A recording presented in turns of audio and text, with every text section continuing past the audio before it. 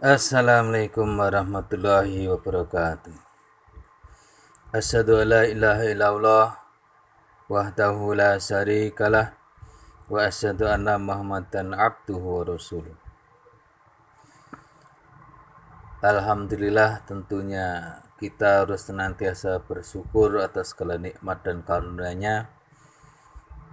Pada kesempatan ini kita akan lanjutkan kajian terkait sirah Nabi Muhammad Sallallahu Alaihi Wasallam.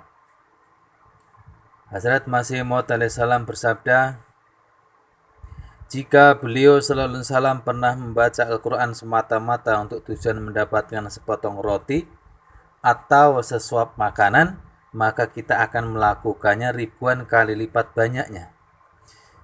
Memang Hazrat Rasulullah Sallallahu Alaihi Wasallam pada suatu peristiwa pernah mendengar seorang sahabat membaca Al-Quran dengan suara yang merdu, dan beliau pun menangis ketika sampai kepada ayat fa kaifa idza ji'na min kulli ummatin bisahidi wa ji'na bika ala haula'i syahida. Ya, sampai ayat itu, An-Nisa 42. Yang artinya, maka bagaimana keadaan mereka ketika kami akan mendatangkan seorang saksi dari setiap umat, dan kami akan mendatangkan engkau sebagai saksi terhadap mereka ini. Coba kita lihat kalimatnya. Fa kaifa idza ji'na min kulli ummatin bisahidin. Bagaimana keadaan ketika kami akan mendatangkan seorang saksi dari setiap umat. Wa ji'na bika ala haula'i syahida. Dan kami akan mendatangkan engkau sebagai saksi terhadap mereka ini. Hazrat Rasulullah SAW senang sekali mendengar sahabat membaca Al-Quran. Namun ketika pembacaan Quran ini sampai kepada ayat tersebut, beliau Sallallahu Alaihi Wasallam pun menangis. Namun tangisan beliau ini menunjukkan betapa beliau merendahkan dirinya dan sangat mencintai Allah Subhanahu wa taala. Beliau merasa betapa dia telah memberikan kedudukan tinggi di sisinya. Hazrat Masih Maud alaihissalam bersabda, seketika beliau menangis mendengarkan ayat ini dan bersabda, cukup, saya tidak mampu mendengar ayat ini selanjutnya. Beliau berpikir bagaimana akan menjadi saksi di alam akhirat nanti. Selanjutnya beliau alaihissalam bersabda lagi, kami sendiri menghendaki agar ada seorang hafiz yang bisa membaca Al-Quran dengan suara merdu. Kami ingin mendengarnya. Seperti itulah maksud mengikuti langkah Hazrat Rasulullah Sallallahu Alaihi Wasallam itu. Beliau alaihissalam bersabda lagi, apa yang Hazrat Rasulullah Sallallahu Alaihi Wasallam telah tunjukkan teladan dalam setiap perbuatan, itulah yang harus kita ikuti. Untuk membuktikan seseorang benar-benar mukmin sejati, cukuplah dengan membuktikan dengan nyata apakah Rasulullah telah melakukan hal demikian atau tidak. Jika tidak, apakah beliau telah menyuruh untuk melakukannya? Hazrat Ibrahim alaihissalam adalah datuk moyang beliau, dan beliau alaihissalam patut dijunjung dan dihormati. Apa sebabnya beliau tidak menyuruh mengadakan peringatan maulud datuk atau maulud kakek atau maulud moyang beliau, yakni Nabi Ibrahim alaihissalam? Rasulullah sallallahu alaihi wasallam pun tidak pernah merayakan hari kelahiran beliau alaihissalam, yakni kelahiran Nabi Ibrahim alaihissalam. Mengadakan peringatan jalsa pertemuan pada hari Maulud Nabi Muhammad sallallahu alaihi wasallam tidak dilarang, dengan syarat di dalamnya tidak boleh dilakukan suatu perbuatan bid'ah. Di dalam perayaan itu semata-mata diceritakan berbagai aspek dari sirah atau riwayat hidup Hazrat Rasulullah Sallallahu Alaihi Wasallam. Tidak hanya setahun sekali mengadakan sirah atau riwayat hidup beliau, bahkan sepanjang tahun pun kita boleh, bahkan harus mengadakan jalsah siratun Nabi. Dan seperti itulah yang dilakukan oleh jemaat Ahmadiyah. Jemaat Ahmadiyah di seluruh dunia selalu mengadakan jalsah siratun Nabi pada setiap kesempatan, tidak terikat oleh waktu yang tertentu. Akan tetapi jika secara khusus mengadakan jalsah siratun Nabi pada waktu yang telah ditetapkan, lalu mengadakan jalsah atau pertemuan untuk menguraikan kisah atau riwayat Hazrat Rasulullah Shallallahu Alaihi Wasallam mengenai akhlak fadilah beliau dan sebagainya, jika diadakan di seluruh negara atau di seluruh dunia tidak dilarang. Akan tetapi di dalamnya tidak boleh ada perbuatan bid'ah. Berdasarkan pandangan Hazrat Masih Maud salam itulah saya sekarang hendak menjelaskan beberapa segi sirah Hazrat Rasulullah Sallallahu Alaihi Wasallam, supaya beberapa bagian dari sirah beliau Sallallahu Alaihi Wasallam itu bisa kita jadikan bagian dari kehidupan kita sehari-hari. Barulah sesuai dengan firman-Nya kita akan dapat memperoleh kecintaan Allah Subhanahu wa taala, dan barulah dosa-dosa kita akan diampuni oleh Allah Subhanahu wa taala, dan doa-doa kita juga mencapai tingkat kemakbulan di sisinya. Itu sabda dari Hazrat Khalifatul Masih Al-Khamis, ayatullah ta'ala binasril aziz. Selanjutnya nasihatnya lagi, banyak orang bertanya apakah kita boleh menjadikan Hazrat Nabi Muhammad SAW sebagai wasilah untuk memanjatkan doa kepada Allah. Mengikuti sunnah-sunnah beliau dan mencintai beliau sepenuhnya merupakan wasilah untuk memanjatkan doa kepada Allah SWT agar doa kita memperoleh kemakbulan di sisinya. Di dalam doa setelah mendengarkan azan juga kita diajarkan untuk menjadikan beliau wasilah bagi kita. Sebagian dari ayat yang telah disampaikan oleh Hazrat Khalifah dikutip juga dari beberapa sabda Hazrat Masih Maud salam. Selengkapnya ayat itu berbunyi sebagai berikut. Qul in kuntum tuhibbunallah fattabi'uni yuhibbukumullah wa yaghfir lakum dzunubakum wallahu ghafurur rahim. Qul in kuntum tuhibbunallah, dan jika kalian benar-benar mencintai Allah, fattabi'uni, maka ikutilah aku. Yuhibbukumullah wa yaghfir lakum dzunubakum wallahu ghafurur rahim.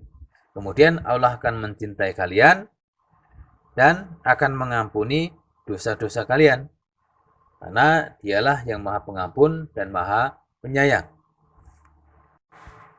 Maka bisa kita lihat sunnah apakah yang beliau lakukan yang harus kita ikuti, apa yang beliau lakukan di hadapan para sahabat beliau sehingga riwayatnya telah disampaikan kepada kita. Orang-orang duniawi melakukan tuduhan terhadap Hazrat Rasulullah Sallallahu Alaihi Wasallam bahwa beliau na'udzubillah menguasai sebagian kawasan demi menunjukkan keagungan dan kekuasaan beliau, serta beliau menjadikannya sebagai bagian dari kekuasaan pemerintahan beliau. Terhadap istri-istri suci beliau pun dewasa ini telah dilontarkan bermacam tuduhan keburukan. Sedemikian rupa ditulis atau dibicarakan tuduhan dalam buku terhadap beliau-beliau itu sehingga orang yang berfitrat mulia tak kuasa untuk membacanya. Bahkan di Amerika telah ditulis sebuah buku baru yang dalam tanggapan seorang orang Kristen yang bacanya isinya betul-betul tidak punya moral, tak bermalu dan tak senonoh. Sangat menusuk perasaan sehingga kita tidak sampai hati membacanya. Semua tuduhan yang dikenakan terhadap Hazrat Rasulullah Sallallahu Alaihi Wasallam itu bukanlah perkara baru. Tuduhan itu selalu dilontarkan terhadap wujud suci beliau Sallallahu Alaihi Wasallam ketika beliau mulai mendakwahkan diri sebagai utusan Allah Subhanahu wa taala atas perintahnya. Di saat itulah para kufar alias para orang-orang kafir, orang-orang ingkar Mekah menganggap beliau telah mendakwahkan diri demi kepentingan duniawi beliau. Dan melalui paman beliau, orang-orang Mekah telah mengirimkan pesan, janganlah Muhammad mencaci maki sembahan kami, dan janganlah ia menabrikkan sesuatu ajaran agama kepada kami. Sebagai gantinya, kami siap untuk memberikan kedudukan kepadanya sebagai pemimpin kami. Kekuasaan dan kebesaran yang ada pada kami akan siap diserahkan kepadanya. Kami siap memberikan harta kekayaan. Jika ia memerlukan seorang perempuan paling cantik pun, kami siap untuk menyediakannya. Jawaban beliau adalah, Ya ami, wallahi, law wada'us syamsa fi yamini wal qamara fi yasari alan an atruka hadal amro hatta yushiruhullah au ahlaku fihi ma taraktuhu. Itu jawaban beliau. Artinya, wahai pamanku, andaikan orang-orang ini meletakkan matahari di atas telapak tangan kananku dan meletakkan bulan di atas telapak tangan kiriku, maka aku tidak akan pernah berhenti menjalankan tugasku ini.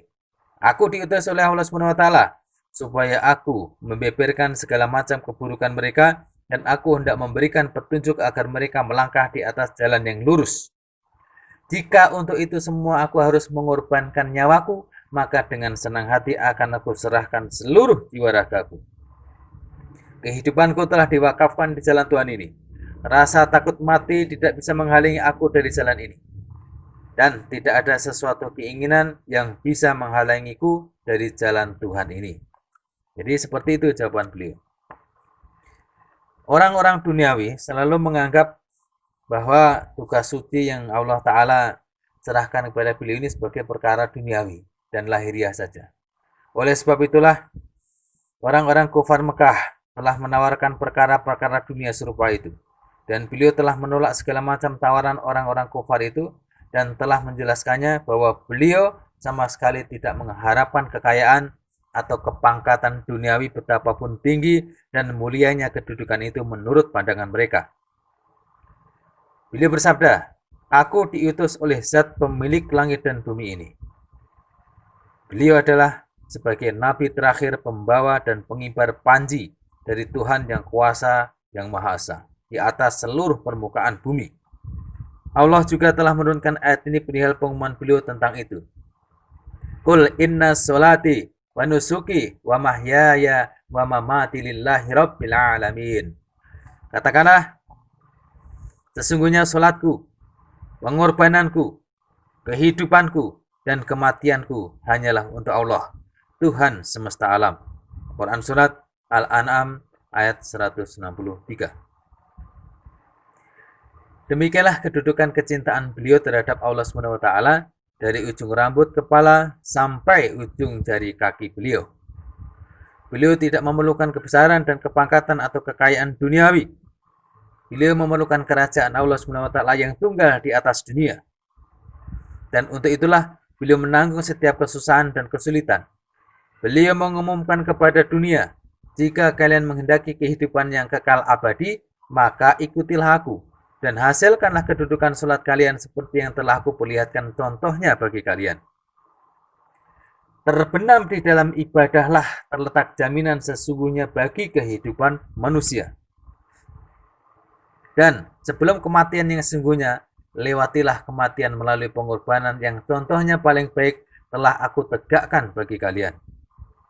Oleh sebab itu, jika kematian yang sesungguhnya telah terjadi, maka kehidupan yang kekal akan segera dimulai, yang akan menjadi sarana bagi manusia untuk meraih ridho Allah Subhanahu wa taala. Maka daripada itulah, kedudukan sholat dan pengorbanan yang sangat luhur ini telah diraih oleh Hazrat Rasulullah Sallallahu Alaihi Wasallam, sehingga beliau telah menciptakan pandangan baru yang jelas bagi tujuan kehidupan dan kematian manusia. Allah Subhanahu wa taala pun telah mengumumkan melalui lisan beliau, mengapa kalian menawarkan segala kenikmatan dunia kepadaku? Mengapa kalian telah mengancamku dengan kezaliman dunia? Semua pekerjaan dan amalan-amalanku hanya untuk Allah Subhanahu wa taala. Barang siapa yang telah menyerahkan segala miliknya kepada Allah Subhanahu wa taala, baginya baik kehidupan dunia ini maupun kematian tidak ada nilainya. Akhirnya Husir melanjutkan nasihat-nasihatnya sebagaimana telah Husir katakan. Hazrat Rasulullah Sallallahu Alaihi Wasallam mengajarkan kepada kita semua, seperti itulah contoh yang telah aku lakukan. Kalian juga dengan mengamalkan perintah fattabi'uni, ikutilah aku, harus melangkah ke arah jalan ini juga.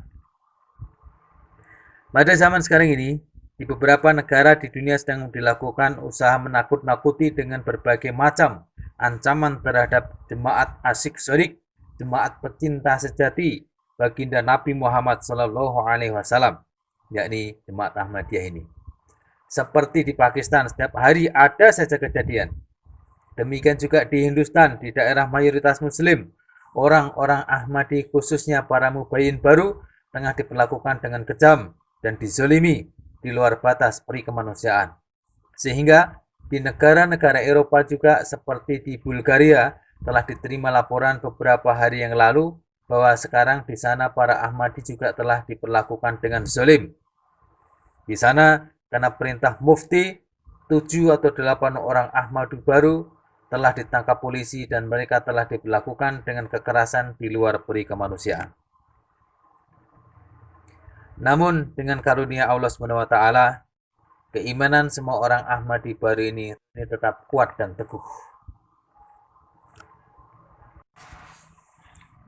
Jadi demikianlah lanjutan dari kisah sirah Nabi Muhammad SAW yang bertemakan sudut pandang yang tepat terhadap peringatan atau perayaan Maulid Nabi, episode kedua.